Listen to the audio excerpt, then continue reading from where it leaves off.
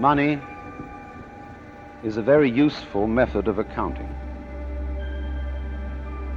It is a measure of wealth in the same way as inches are measures of length and grams measures of weight.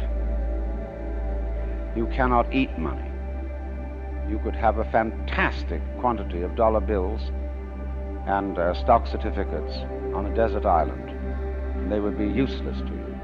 Money simply represents wealth in rather the same way that the menu represents the dinner. Only we are psychologically perverted in such a way that some of us would rather have money than real wealth.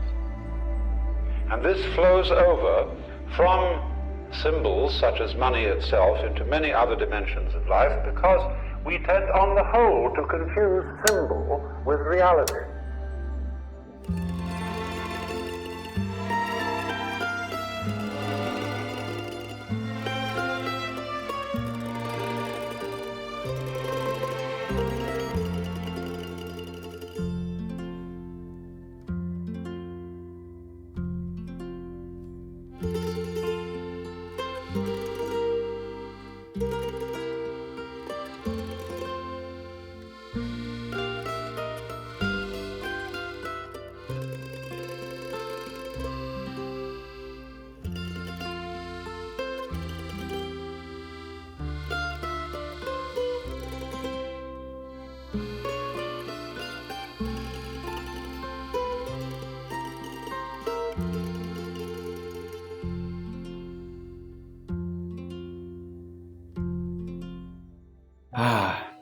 It was tough to say goodbye to the just idyllic lands of South Tyrol and the Dolomites, but the adventure goes on.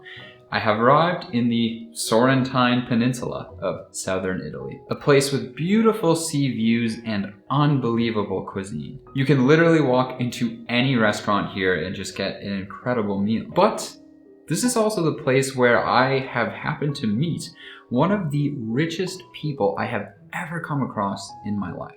His name is Francesco, an Italian farmer that I had the pleasure of spending a day with. Unfortunately for you, you're going to have to be a little bit patient with me, as I did shoot most of my footage that day on Super 8 film, so we'll both have to wait a little bit until I get back home for us to see it. But luckily, I was able to capture some of his story on my digital camera, and that's the part that I would like to explore with you today. Look, everything was started because since I was a kid, I grew up with my grandmother in a farm. And slowly it came inside me. Mm-hmm. And I had that dream since I was a kid. After I graduated high school, I started to work on the ships. And as soon as I had the chance, we bought this farm, which in the beginning was not really exactly what it is. Mm-hmm. Was just soil and trees. It's already too much if you think in a certain point of view. Mm-hmm. But we made all the rest happening. We made a small path through the trees. We made some wool. We made some grass. And what the most important part, what I'm trying to do here, I'm trying to convert the traditional way of farming, which is by spraying chemicals, in permaculture. Mm-hmm. Permaculture is a branch of agriculture. We study a new system. Basically, this new system is trying to avoid the human to do anything in the nature.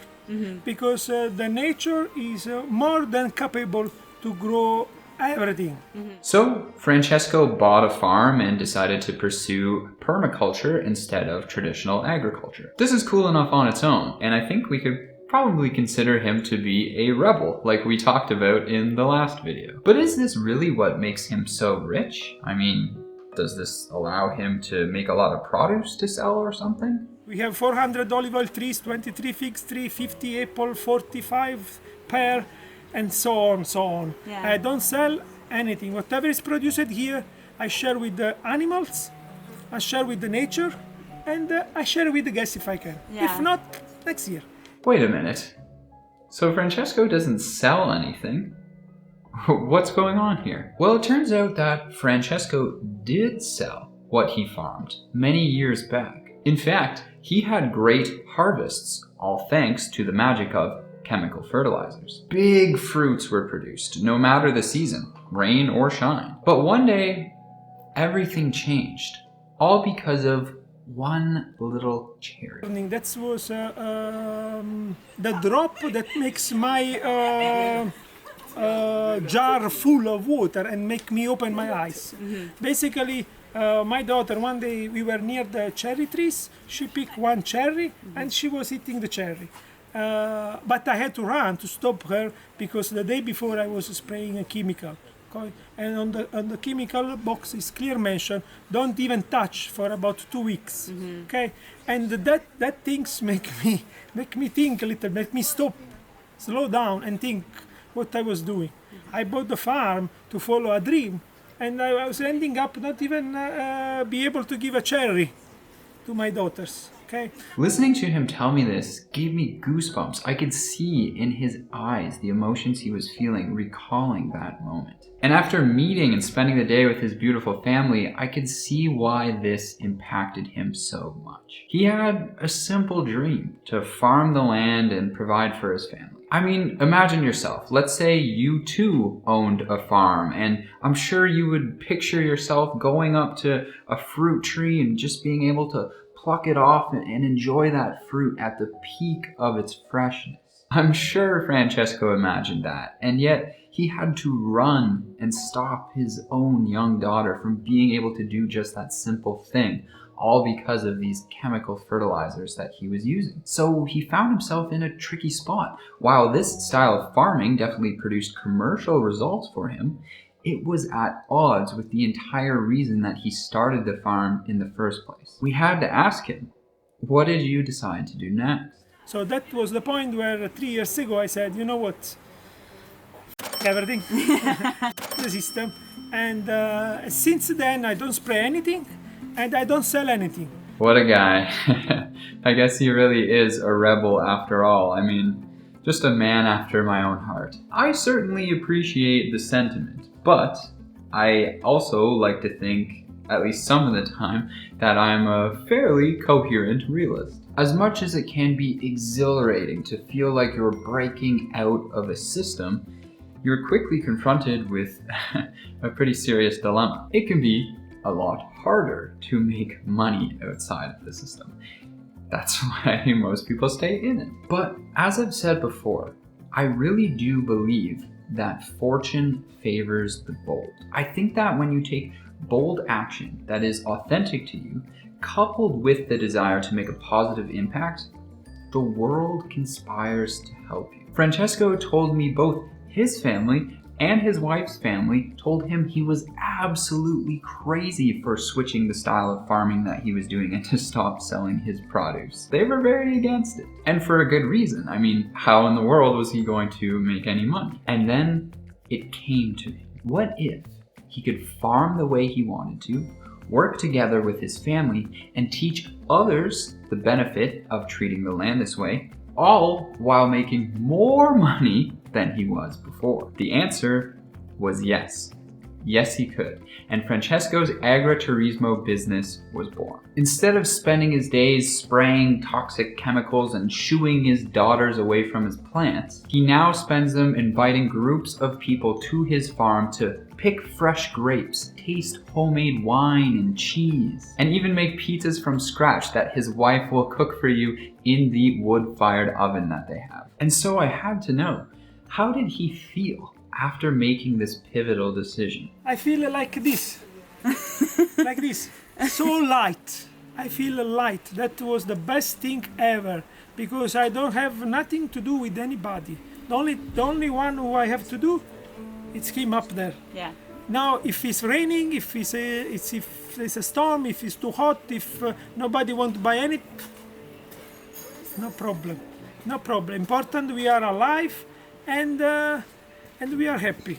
Peace and love. That's the most important part. That right there, just those few words, I feel light, impacted me the most from that day. Those words are the reason why I consider Francesco to be one of the richest people I have ever met in my life. I obviously have no idea how much monetary wealth he has or how much income he generates. To me, that wasn't the point. So many of us constantly feel heavy. We feel bogged down by our stresses, worries, and anxieties, no matter the amount of money that we have in our bank account.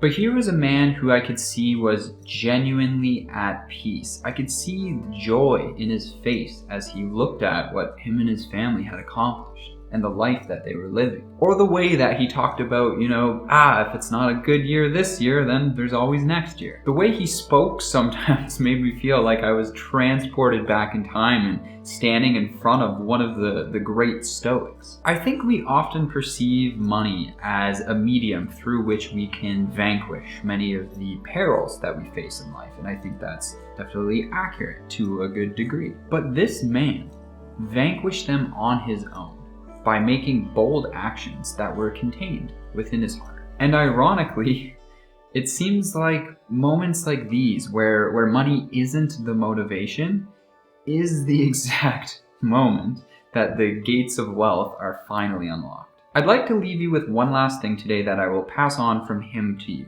Throughout the day, Francesco kept saying this phrase. He kept saying, slowly, slowly. At first, I didn't think too much of it because he would say it when you were doing something like walking down a steep hill, and it made sense for your safety to walk slowly. But the more he said it in all of these different situations, I began to realize that he was telling us to just slow down in everything. He was telling us to stop reacting and to start just acting. And so, as you leave this video today, I would invite you to slowly, slowly go about your day. Thank you so much for watching.